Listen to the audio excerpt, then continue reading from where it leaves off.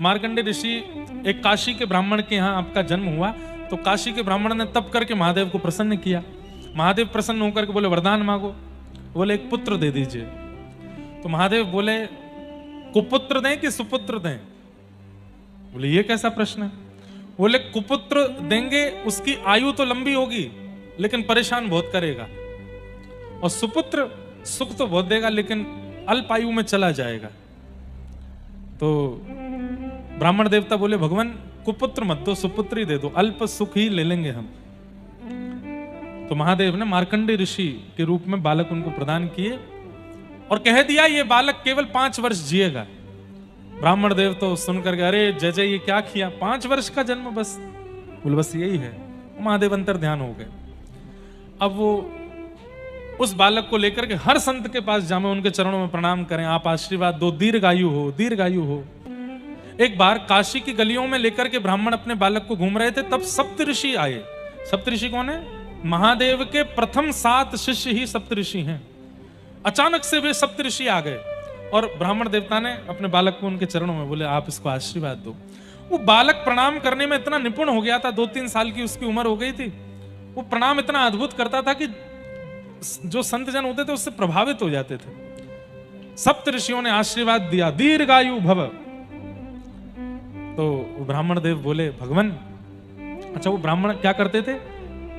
जब आशीर्वाद देते थे उसके बाद बताते थे कि महादेव ने इसको केवल 5 वर्ष जीने का आज्ञा की है और आपने दीर्घायु कर दिया, अब आप संभालो इसको, दीर्घायु होनी चाहिए।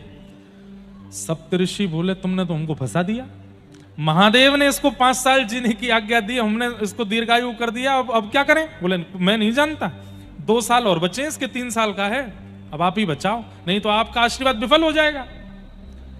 सप्तऋषि बोले सीधे महादेव के पास तो नहीं जा सकते, हमारे गुरुदेव हैं वो। तो उस बालक को लेके ब्रह्मा जी के पास गए और बालक से कहा ब्रह्मा जी को लंबी दंडौत करना और जैसे तुम करते हो वैसे ही करना। गोल मटोल बढ़िया सुंदर स्वरूप था। ब्रह्मा जी को जाकर के आहा ऐसे दंडौत करें, फिर उठें, फिर दंडौत करें, फिर कभी नासिका से दंडौत करें, कभी एक पैर पे एक पैर रख के दंडौत करें। ब्रह्मा जी इतने खुश हो गए, अरे अरे अरे वाह वाह वाह, बड़ा प्यारा लाला है, दीर्घायु भव। सुनो, सप्तऋषि बोले अब हमारा कंटक कटा, अब तुम जानो। ब्रह्मा जी बोले मतलब?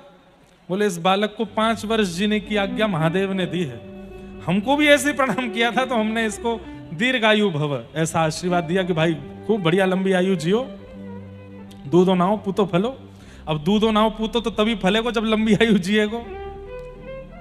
हम तो घबरा गए थे, पता जब चला कि 5 साल का ही इसको आज्ञा है महादेव की, तो हम आपके पास ले आए। अब बढ़िया, अब आप जानो, आपका काम जानिए, इस बालक की आयु लंबी होनी चाहिए। ब्रह्मा जी बोले क्या करें? तो ब्रह्मा जी उस बालक को लेके सीधे महादेव के पास गए और महादेव के चरणों में और बढ़िया बोले ऐसे ही प्रणाम करना, इधर देखो, इधर देखो, यहां देखो, ऐसे ही प्रणाम करना। जैसे ही उस बालक ने प्रणाम किया, महादेव भी देख करके प्रसन्न हो रहे हैं, वाह बहुत, इधर आओ, बहुत बढ़िया, प्यारा लाला, दीर्घायु भव। ब्रह्मा जी बोले सप्तऋषियों खुश हो जाओ, मैं भी खुश हूं, जिसने वरदान दिया उसी ने आशीर्वाद दे दिया। महादेव बोले क्या हुआ?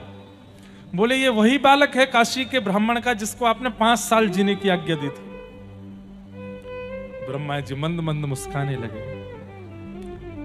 महादेव बोले कोई बात नहीं। ब्राह्मण को बुलाया, बोले ले जाओ बालक को। बोले महाराज वो 5 वर्ष वाला जो आप बताए थे, बोले नहीं होगा।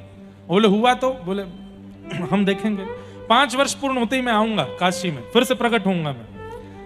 और मार्कंडेय बालक जब 5 वर्ष के हुए, यमराज प्रकट हो गए और यमराज प्रकट होकर के जैसे उस बालक को पकड़ने लगे, इतने में ही त्रिशूल आया महादेव का और ब्रह्मा जी के वो यमराज के सामने आकर के खड़ा हो गया। बोले नहीं छू सकते इस बालक को।